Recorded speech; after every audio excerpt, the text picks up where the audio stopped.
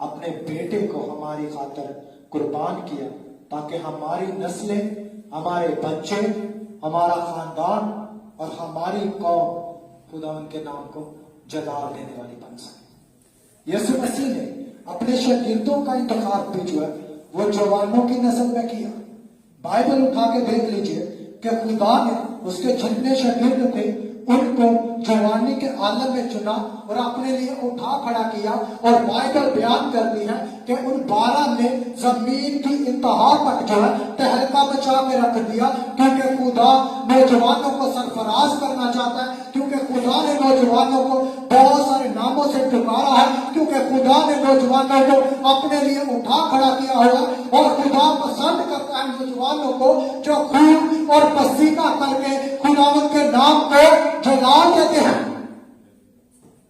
آج آپ کو کلام سنانے کا مقصد بھی یہی تھا کہ خدا آپ کو بہت سارے ناموں سے مخاطب کرتا ہے، اور خدا نے آپ کی زندگی کے لیے جو ہے جوانی کے عالم میں بہت عمدہ اور بہت اچھے پلانز رکھے ہوئے ہیں، لیکن خدا آپ کے لیے ویٹ کر رہا ہے کہ کب آپ جوانی کے عالم میں کھڑے ہوں گے اور خدا آپ کو سرفرازی کی طرف لے کر جائے گا، اور آپ اپنے خاندان کے لیے، اپنی قوم کے لیے جو ہے فخر کا باعث ٹھہریں گے۔ اور بائبل اٹھا کے دیکھ لیجئے یا ہسٹری کو جاننے کی کوشش کریں گے تو ہمیں نظر آتا ہے کہ جتنے نوجوان کھڑے ہوئے، آج اگر ہم پاکستان میں دیکھتے ہیں چرچز کو یا ان پلیسز کو جہاں پر چرچز قائم ہیں، ہاسپٹلز ہیں یا مشنری ادارے قائم ہیں، وہ سبھی کے سبھی نوجوانوں کے جو ہے کریٹ کیے ہوئے ہیں، کہ نوجوانوں نے ان کو کریٹ کیا، اور نوجوانوں نے خدا کی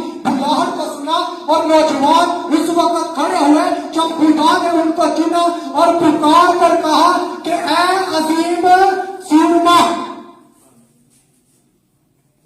ہاللیلویا۔ جب خدا نے ان کو جوانی کے عالم میں پکارا تو وہ اٹھ کھڑے ہوئے۔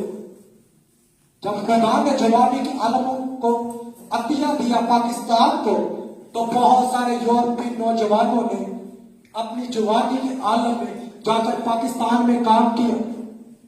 جب خدا نے پاکستان کو برکت دی تو بہت سارے ملکوں نے وہاں پر جا کر اپنے اپنے طریقے سے کام کیا، اور پاکستان کو یہ برکت ملی کہ وہ لوگ یسوع مسیح پر ایمان لانا شروع ہوئے۔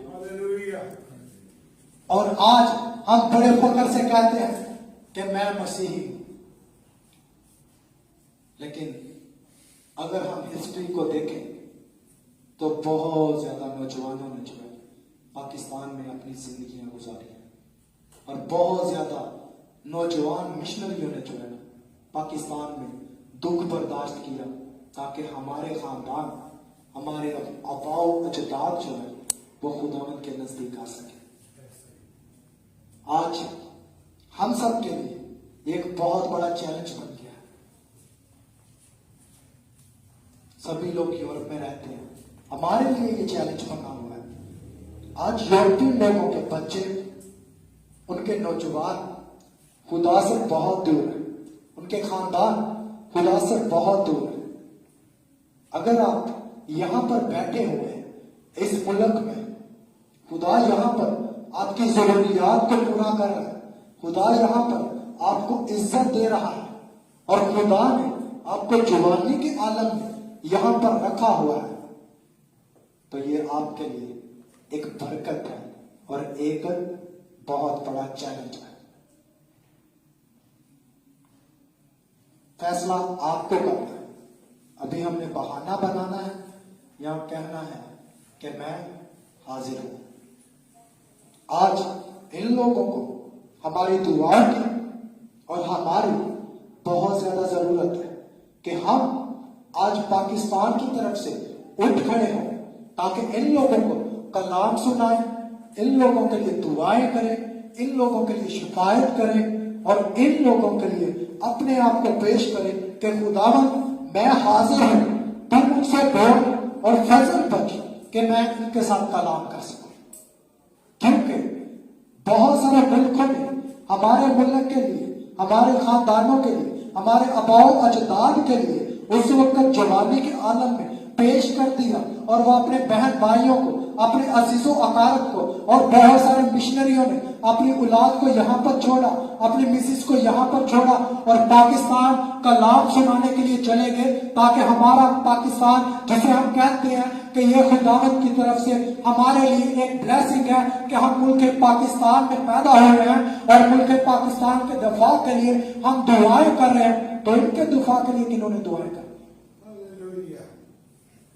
कोई एलियन नहीं आएंगे। अगर आप यहां पर हैं तो इट्स मीन्स कि आप इनके लिए, खुदा आपको इनके लिए जवानी के आलम में लेके आया ताकि आप इनके खानदानों के लिए दुआ कर सकें, इनकी नौजवान नस्ल के लिए दुआ कर सकें। और जब बाइबल बयान करती है कि पलूस रसूल, उलमा इकराम कहते हैं कि पलूस रसूल ने 26 साल की उम्र में खुदावंद को कबूल किया और उसके बाद वो कलाम सीखता रहा, खुदावंद के साथ कमिटेड रहा। और जब वो मुल्क यूनान में आया अपने मिशनरी सफर पर, जब वो एथेंस में आया तो उसने यहाँ पे आके क्या किया जी? मुनादी की और तहलका मचा दिया। वो भी नौजवान था आपकी तरह, वो भी नौजवान था मेरी तरह। उसके अंदर सिर्फ एक कॉमन चीज थी कि जिस तरह बहुत सारे यहाँ के लोगों को पाकिस्तान में कलाम सुनाते हुए डर नहीं ना लगा और उन्होंने अपनी जानें कुर्बान कर, उसी तरह पलूस ने भी अपनी जान की परवाह नहीं की, बल्कि बड़े दलेराना अंदाज में कहता है, ए अथीने वालों, क्या कहता है? ए अथीने वालों।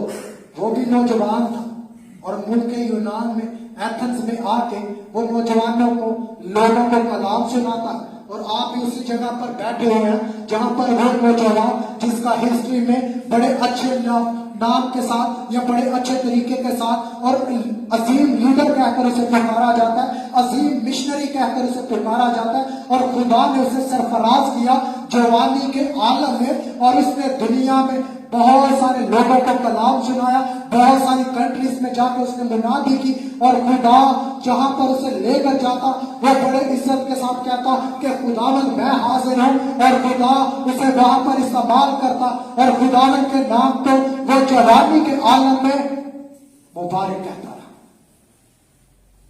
आप भी नौजवान हैं और खुदा आपको यहाँ पर किसी खास मकसद के लिए लेकर आया और खुदा चाहता है कि हम अगर यूरोप में हैं तो इन लोगों के लिए बरकत का बायस बने। खुदा चाहता है कि अगर हम यूनान में हैं तो हम इनके लिए बरकत का बायस बने। खुदा चाहता है कि अगर हम इटली में हैं तो हम उनके लिए बरकत का बायस बने। खुदा चाहता है अगर हम फ्रांस में हैं तो हम उन लोगों के लिए दुआ करें, क्योंकि उनकी नस्लें और फसलें दोनों बर्बाद हो रही हैं। आज जरूरत इस अमर की है कि हम जवानी के आलम में इस बात को पहचाने कि खुदा ने मुझे किस नाम से पुकारा। क्या खुदा ने मुझे अतिया दिया है मुल्क यूनान के लिए? क्या खुदा ने मुझे इस खानदान, जो नया खानदान खुदा ने यहाँ पर दिया हुआ है, ये यूनानी लोग या दूसरी कंट्रीज के लोग जो अपनी जिंदगियां जवानी के आलम में यहाँ पर बर्बाद कर रहे हैं दूसरे कामों में, क्या खुदा ने ये खानदान मुझे दिया हुआ कि मैं इनके लिए जो है एक सहारा बनूं? या खुदा चाहता है कि मैं इस कौम के लिए, इस मजहब के लिए, इस मुल्क के लिए जो है जंदाओं की तरह खड़ा हो जाऊं और खुदा के सामने कहूं कि खुदावंद मैं हाजिर हूं और तू इन लोगों को बहाल कर मुझे फजल बख्श कि मैं इन लोगों के लिए बरकत का बायस हूं। ये आपके लिए चाहिए। खुदावंद आप सबको बरकत दे। आए दुआ कर।